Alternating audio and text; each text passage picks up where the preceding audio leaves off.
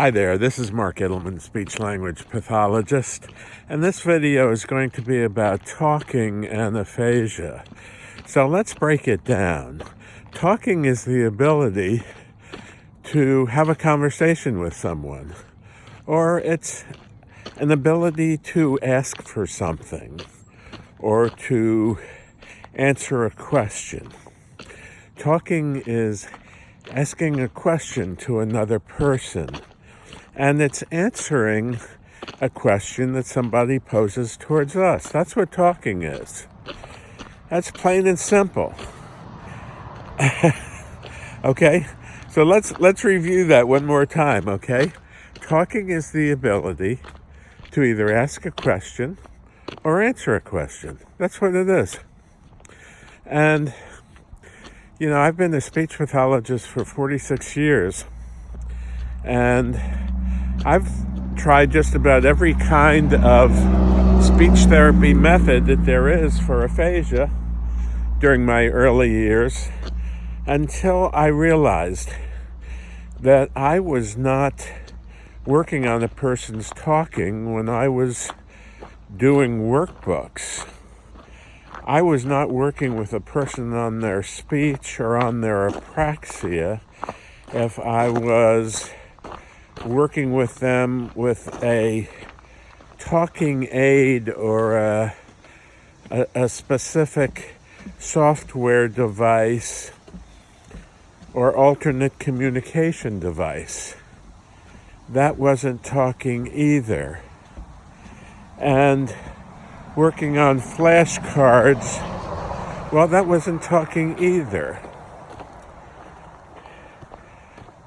Writing, that wasn't talking either, but one of the things that I found was that some of the people that I would work with, they could cue themselves and they could come up with a word if they wrote it. So that was kind of neat, and I took full advantage of that when working with somebody. If they had a tendency to want to write the answer and then say the answer without my cues, well, that was okay by me. But the problem with that was it was time consuming. And in a normal conversation, most normal people who speak and have no difficulty talking will not have the patience to interact with an individual who tries to answer questions by writing first and by struggling with the recall of a word. And so I found that to also be somewhat limiting. So, talking.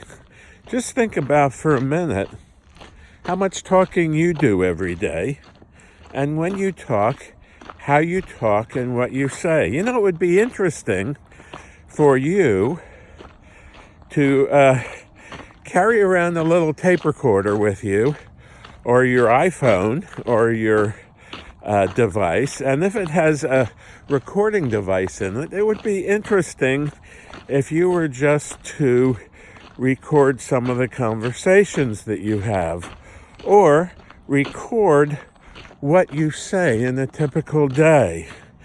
And you'll find that you either made statements to people or you asked questions to people, and that was the extent of your conversation. Answering a question, posing a question. So, when I realized this, I thought, my goodness, why am I not working on this? Why am I not working on conversation, asking a question and answering a question in therapy? It's just common sense. I mean, if you have a person writing, that's not speaking. If you have a person singing, that's not speaking. That's rote memory. And it's okay. Singing is okay. And sometimes it helps those with motor problems, helps them start to articulate better. But it's not talking.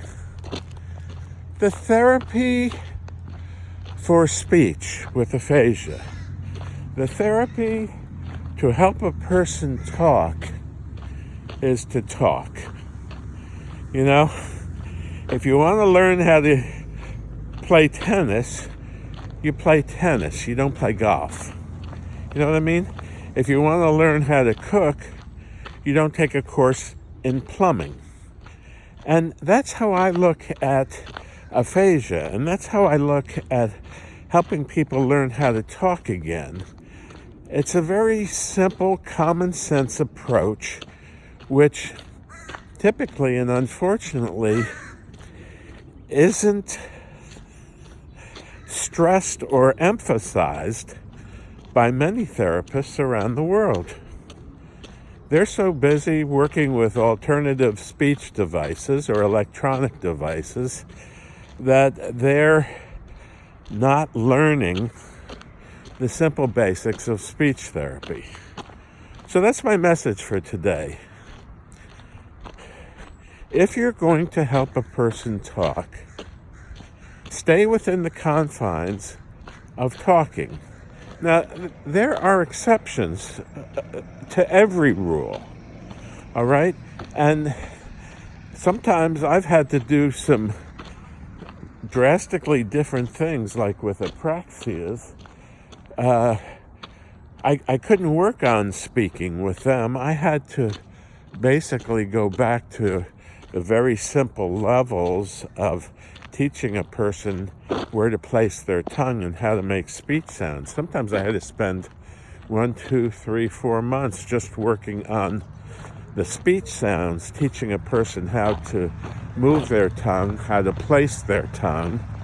And, you know, in that kind of case, in Apraxia, you wouldn't necessarily work on talking per se, but you would work on the sounds of speaking.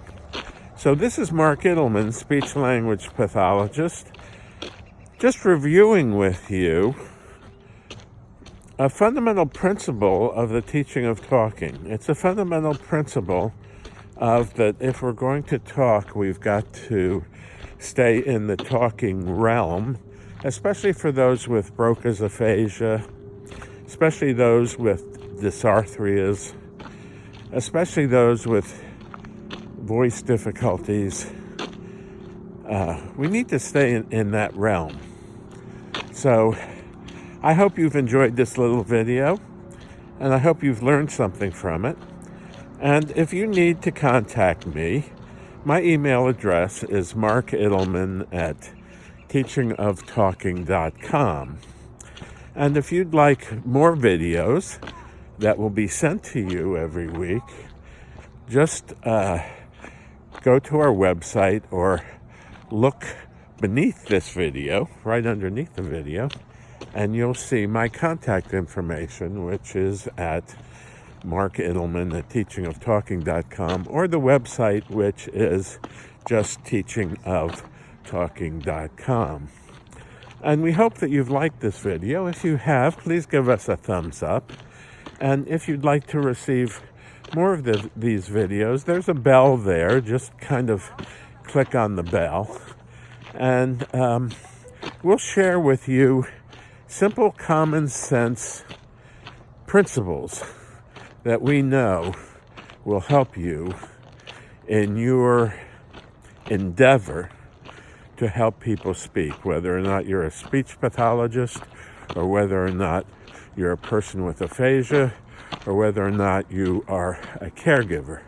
And just know, too, that we offer training to speech pathologists, and we offer training to institutions where there are speech pathologists, and we offer certification training in the teaching of talking.